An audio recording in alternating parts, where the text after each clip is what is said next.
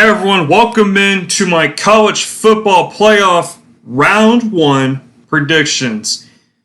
It's incredible how fast this season flew by. It was just yesterday that we were talking about week 1, and here we are, the 12-team playoff getting ready to start in just 1 week. Next Friday, we kick off the newly founded 12-team playoff, or should I say newly developed 12-team playoff with this spicy matchup here.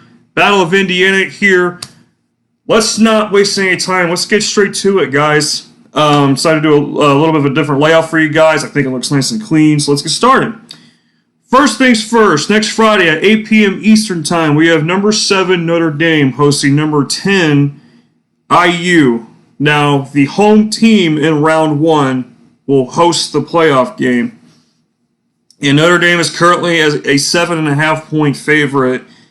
That might be a little bit much, but considering how both teams' seasons have gone and how it's been pretty much, I guess it's fair, I would say, especially considering Notre Dame's defense is definitely upper tiered like excellence now, or higher tiered excellence. But the thing is, the concern lies within the passing game. Notre Dame averages, I think, just over 200 passing yards per contest. They like to run the ball, like smash mouth style like that, especially with Riley Leonard at quarterback too. IU's had a heck of a season. This is the best season in program history. Curt Cignetti has really rallied the troops with this team, especially considering with transfer quarterback Curtis Rourke from Ohio. He is the aerial attack with IU is incredible. They have just launched the ball effectively this year. They can even run a little bit too.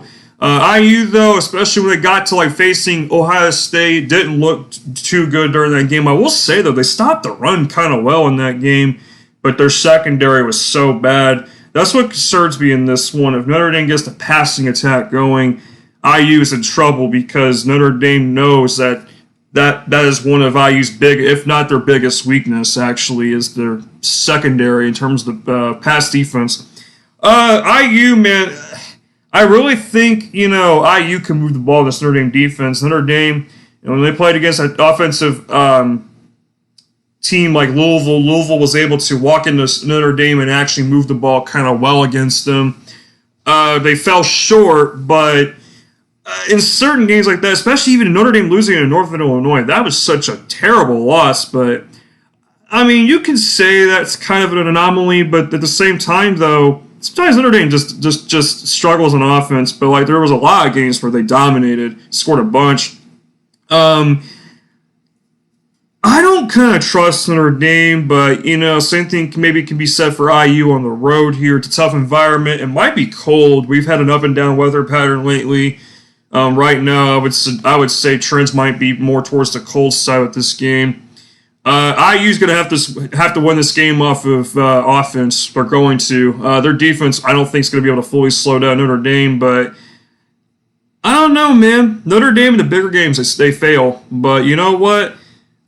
I'm going to take IU to pull off the upset. And it ain't just because I'm an IU fan. I really just don't trust Notre Dame. But IU's schedule was pretty weak this year as well. I mean, they won convincingly in a lot of them, but it's a tough situation. And I've seen quite a few people take IU. The money currently is on IU early on, which public underdog, that's usually not a good thing. But sometimes the public underdog wins outright. I mean, it just depends on the situation. But I really think Curt Cignetti is going to get this team focused. Hopefully they can protect the quarterback, Curtis Rourke, from pressure. That's another thing that they got to keep in mind as well.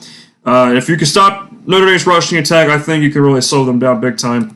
Moving on to the Saturday slate, we have 3 games on Saturday, December 21st. We'll start things off at noon in Happy Valley with number 6 Penn State hosting number 11 SMU. This matchup could be very intriguing. Penn State's currently an 8.5 point home favorite.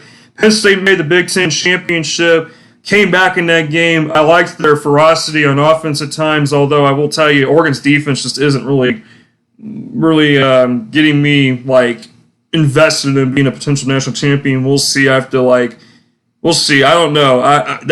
Stay tuned for my full playoff picks video. That's going to be next week sometime. But Or Oregon's defense isn't really a national championship caliber defense, so Penn State was able to move the ball on them. But when Penn State goes against these tougher teams, they kind of like fold a bit, especially offensively. Their secondary concerns me.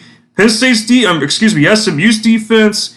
I'm not sure if I really can like say their defense is good. I know they stopped Clemson a bit later on in the game in the ACC championship. Great comeback by SMU, by the way. They saved themselves from getting eliminated from the playoff. Early on, it was like, wow, this isn't looking good. But SMU's got a very potent offense led by Kevin Jennings and Rashard Smith. That's a lethal duo right there. But SMU can move the ball efficiently. I just wonder if Penn State can like keep them off the field long enough. I don't know, man. I don't foresee this being an easy game for Penn State. I just don't see it because I really think SMU's coming into this game with no fear whatsoever. They've knocked off Louisville. They almost lost to Duke earlier in the season, but like they beat the brakes off TCU. They did lose to BYU early in the season. That was very early on. Penn State, they are known for beating up on the lesser teams, but I think Penn State wins, but about covering the spread, I don't know, man. 8.5's a lot to lay. Happy Valley whiteout, that's going to be tremendous. The crowd roaring. I think SMU's going to be up for the challenge. I think they could pull off the upset, but I'm going to go Nittany Lions to advance to the quarterfinal. Next up at 4 o'clock in Austin, Texas, we have the number 5 Texas Longhorns hosting number 12 Clemson. Clemson, the final team in the playoff. They saved their season by winning the ACC championship. Texas is a whopping 11-point favorite, the highest spread of any in the 4 games. Texas, man, no good resume building win for them this season. However, they really fought hard against Georgia. That helped convince me a little bit. But I'll tell you what, man, is this Texas defense legit? Because I mean, after what we saw with Georgia at times this year, I don't know, man. Georgia's offense has had a tendency to struggle at times. I like, though, the pressure Texas put on Georgia. That was a good sign because Georgia's offense can be like they can go in an instant. Quinn Ewers is not 100%. If I were Texas, I would get Arch Manning involved more, get in some more package plays with him. Confuse Clemson. Don't give Clemson any room to, like, guess right. I would, try to really throw Clemson off. Clemson's defense isn't really that great. I think it's the worst statistically in a while. But Cade Klubnik, by far having his best season. I think this Clemson offense took a nice step forward this year. Although there were some games where they struggled a little bit, like against Pitt, Louisville, SMU. They were explosive for part of the game. They had a peak valley, then kind of peaked a little bit again. Not as much as in the first quarter. Yeah, I want to see if Clemson can run the ball too. SMU stopped the run well from what I heard. Of course, that's one thing I forgot to mention too. Penn State runs the ball very well as well. Their physicality, I think, was also what's going to end up having them win the game there, but against SMU. But still, Clemson's got their hands full in this one. I think it's close for a while. Maybe Clemson covers. It's going to be tough. I don't know. Texas favored 11. I usually don't like spreads of 11 and 12 points. Those are usually traps, but I think Texas wins outright. I think they pull away eventually. I think they win by roughly 10 to 14, maybe 10 to 17 points and advance to face Arizona State in the quarterfinal. Final matchup here to predict. This is a good one, folks. This could be very good, and I like to hope so. Number 8, Ohio State hosting number 9, Tennessee. This is an 8 p.m. kickoff. Ohio State is currently a 7-point favorite. They were favored 7.5 for much of this week. And this matchup I foresee this matchup only going 2 ways. And I'll explain that in a second, but let's break down both teams real quick. Ohio State, in my opinion, Ohio State has the talent to win it all. I think they really do. Sometimes they get kind of in their own way. Their offensive line's a little bit of a concern. Will Howard may be a little overrated. He kind of messes up a little bit. The secondary has been challenged a little bit too at times. I can't believe Ohio State lost to Michigan. That was not good. That just wasn't good. And I know it's rivalry week, but still, Michigan has just been so bad this year.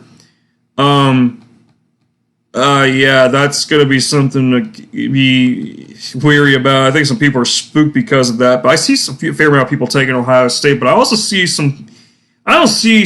I don't know. From videos I've watched, I have seen a lot of people take Ohio State. But the money right now is on Tennessee to cover the spread. Tennessee. I've talked about them a few times this year actually, and I'll tell you what. I am actually kind of surprised. It's their defense that has been keeping them in it this season at times. Like after that Oklahoma game, it's like Nico was ineffective at times. Like there were games where his stats weren't like eye popping or anything like that. The run game has been fairly good. This like fairly excellent this year with Dylan Sampson. But yeah, Tennessee's been one-dimensional at times. It kind of scares me. I will say, I really liked their toughness against Georgia. That was a good effort. That was a heck of an effort by them on the road. And I do respect this team. I do, because I think they're heading in the right direction. As long as they keep the core of their team going forward, I think Tennessee's going to be a problem pretty soon, honestly. Is this the time? I don't know. This is not a good draw for them. I don't like this spot for them at all. That Tennessee defensive front is an issue, and it's going to cause issues with Ohio State. I do worry about their secondary. I think if Ohio State got the pass game going early, I think Tennessee's going to be done early, potentially. I don't know. Either Ohio State wins a squeaker, or Ohio State wins via blowout.